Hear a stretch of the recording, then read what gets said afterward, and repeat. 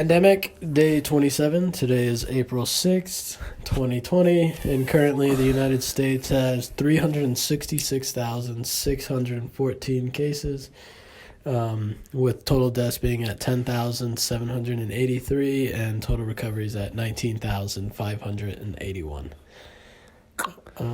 So last time we recorded, how many deaths were we at? I don't know. Maybe 8,000?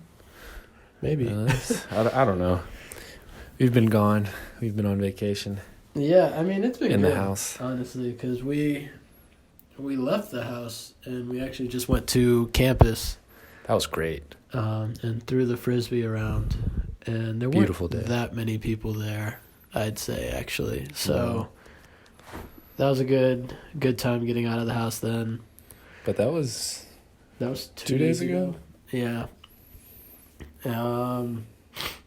But overall, I've been doing pretty good. Started watching movies.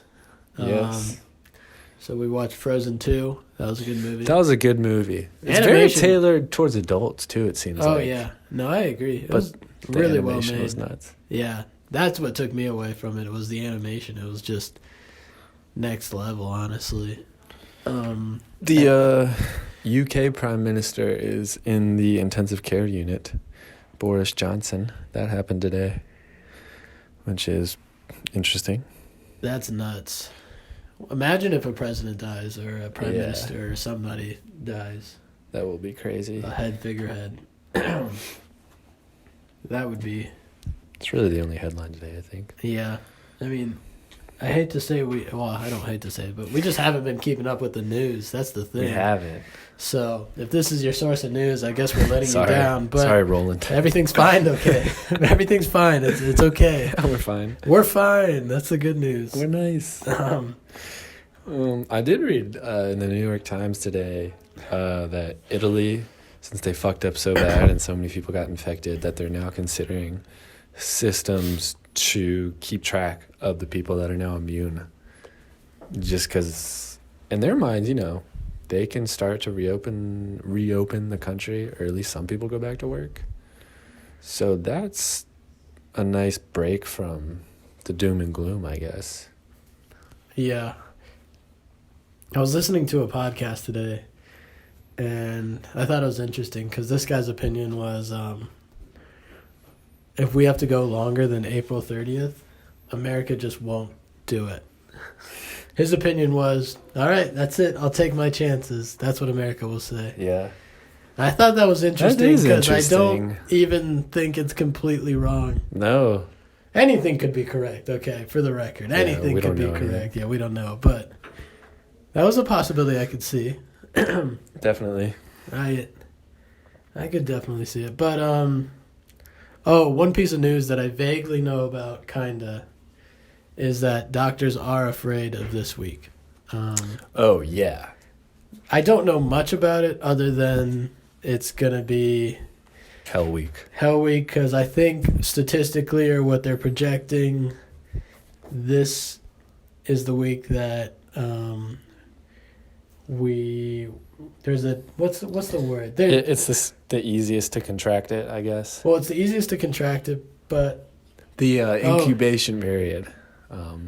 okay. So this is the most likely incubation period. And then next week... Thank you, interns, for that. Yeah. And then next week, there'll be like... their fear is there'll be a bad differential between actual beds we have and people who need beds. There's a word for that. I don't know the word for that.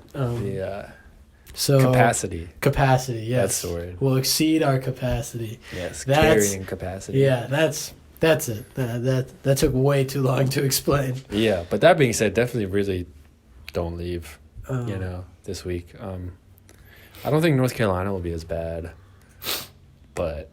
North Carolina is projected to not exceed that capacity, actually, yes, at that's the moment. true. Well, that was 2 days ago when we talked to Karch, and he was looking Oh, at that the was website. cool, though. We had a real podcast with a real person, not just Ben Warski or Mikey Hayes.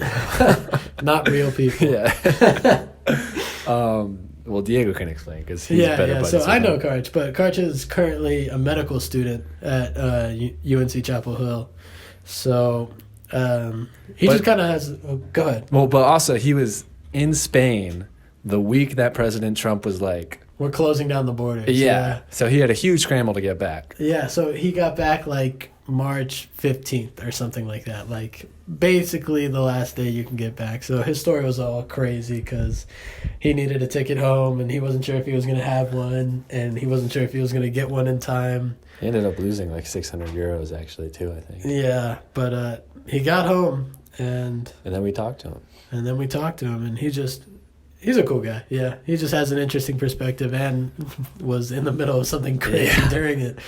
On top of it all, he did say though, like he was in a main metropolis or square, and like up on, I guess there was a TV screen or something, and just like the president of Spain comes on saying like, shut down. The country's now shut down, and apparently it happened like immediately, like the same day, like restaurants closed, everything closed. So he said they can only go for their last 2 days of Spain. They can only go to like the grocery store and back, which is nuts. But that podcast should be up fairly soon. Maybe on Spotify actually, if we get things working right. Yeah, should be up. We'll say tomorrow. We'll say tomorrow. We'll shoot for tomorrow. No one watches this, but yeah, tomorrow. You can wait for that tomorrow. Yeah. Other than that, not too much. Yeah. I did 100 pull-ups today. Oh, yes, and push-ups. 100 push-ups as well. Yeah, just wanted to brag. Her intern's pretty impressed. Yeah. She's unpaid. Nobody can pay their interns at this moment. That's true, yeah. All right. Anyway, see you tomorrow. Stay safe out there. Adios.